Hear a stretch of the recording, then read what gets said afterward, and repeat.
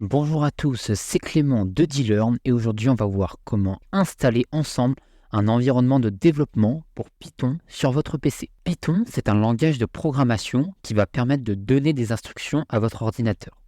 En temps normal, on ne peut pas exécuter du code Python comme ça sur son ordinateur. Il faut un environnement pour que l'ordinateur comprenne notre code. Et dans cette vidéo, on va tout d'abord voir comment télécharger le langage Python en lui-même. Puis, on va installer deux environnements de développement différents.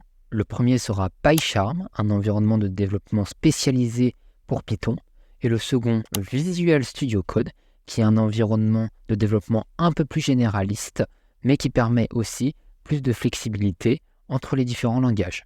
On va tout d'abord installer le langage Python sur notre ordinateur. Et pour ce faire, on se rend sur le site python.org. Le lien est disponible en description. On peut ensuite cliquer sur Download. On se retrouve ici avec les différentes versions de Python et on va cliquer sur la dernière. Une fois l'exécutable téléchargé, nous pouvons l'ouvrir. On se retrouve sur l'installateur Python. On va donc cliquer ici Add Python.exe to path et ensuite appuyer sur Install Now. Une fois téléchargé, nous pouvons maintenant close l'exécutable. Et pour s'assurer que Python est bien installé sur notre ordinateur, nous allons ouvrir un invite de commande. On appuie sur Ouvrir et on va maintenant pouvoir taper Python. Ici, l'invite de commande me renvoie bien la version Python que nous avons installée. Python est donc bien installé sur notre ordinateur. Maintenant qu'on a installé le langage Python sur notre PC, il faut installer un éditeur de code. Parce que c'est pas vraiment pratique de développer dans l'invite de commande comme je vous l'ai montré juste avant. Et c'est pour ça que je vous présente l'IDE PyCharm. Un IDE, c'est un éditeur de code intelligent qui va nous aider dans nos scripts en nous montrant par exemple nos erreurs ou alors en nous proposant des solutions. Et pour télécharger l'éditeur de code PyCharm, on va se rendre sur le site jetbrains.com/PyCharm. Le lien sera encore une fois en description. On va ensuite cliquer sur télécharger, puis on va choisir notre système d'exploitation. Nous avons le choix entre Windows, Mac, Linux. Pour ma part, je reste sur Windows et je peux ensuite choisir un sous-système d'exploitation. Je vais rester pour ma part sur le premier. L'exécutable est téléchargé. Je vais l'ouvrir. On se retrouve encore une fois sur une installation de logiciel. Je vais appuyer sur Next. Je vais ensuite choisir l'emplacement de l'éditeur de code. Pour ma part, je vais rester sur ce qui m'est proposé. Ensuite, il va être important d'ajouter ici Add bin folder to the path. Ensuite, je vais créer un exécutable directement sur le bureau. Je vais bien sûr ajouter l'option d'ouvrir un fichier avec cet éditeur. Et je vais appuyer sur Create Associations ici pour avoir les fichiers en extension .py. J'installe. On se retrouve maintenant sur l'éditeur de code que nous avons installé. Une fois l'éditeur PyCharm ouvert, on se retrouve sur cette fenêtre. Et on va maintenant créer un nouveau projet pour essayer de voir si le langage Python installé sur notre PC est bien connecté à notre éditeur de code.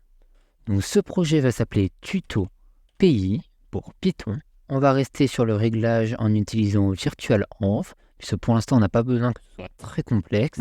On va garder tous les paramètres ici qui sont déjà notés et on va simplement appuyer sur Create. Nous sommes maintenant dans un fichier Python nommé main.py.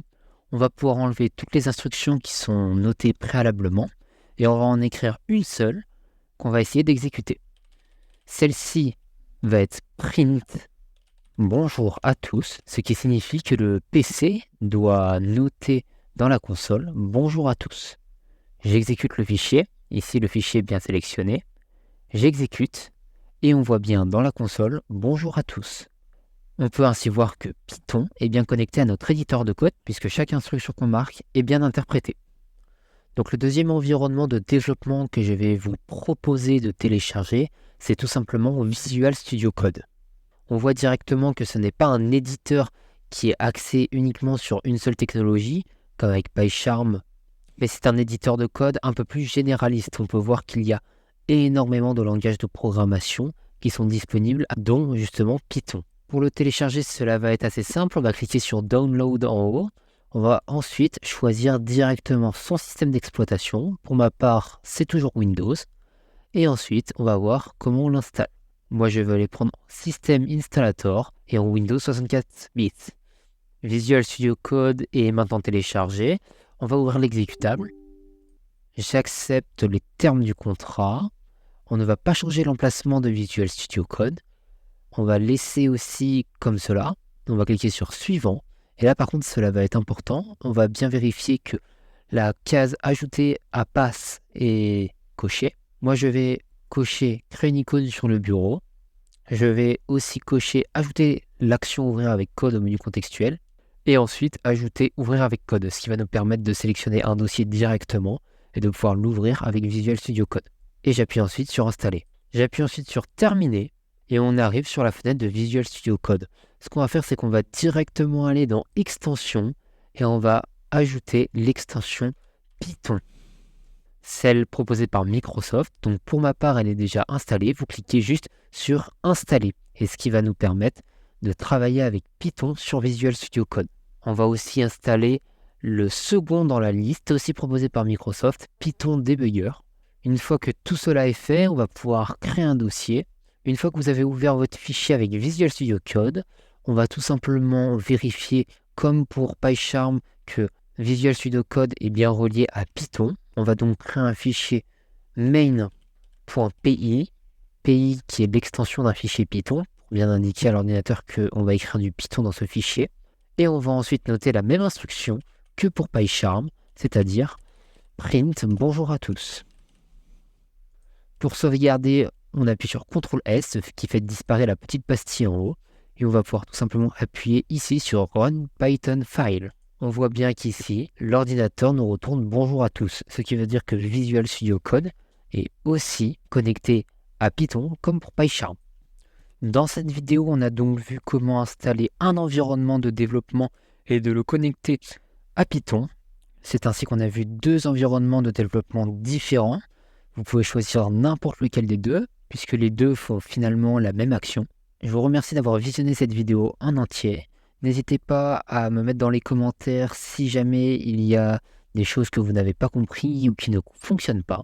Je vous laisse aller voir les autres vidéos présentes sur la chaîne pour apprendre à développer avec Python, puisque maintenant on a déjà installé l'environnement de développement. Il ne manque plus qu'à connaître le langage Python pour développer des algorithmes plus performants. C'était Clément de chez Dlearn et à la prochaine pour une nouvelle vidéo.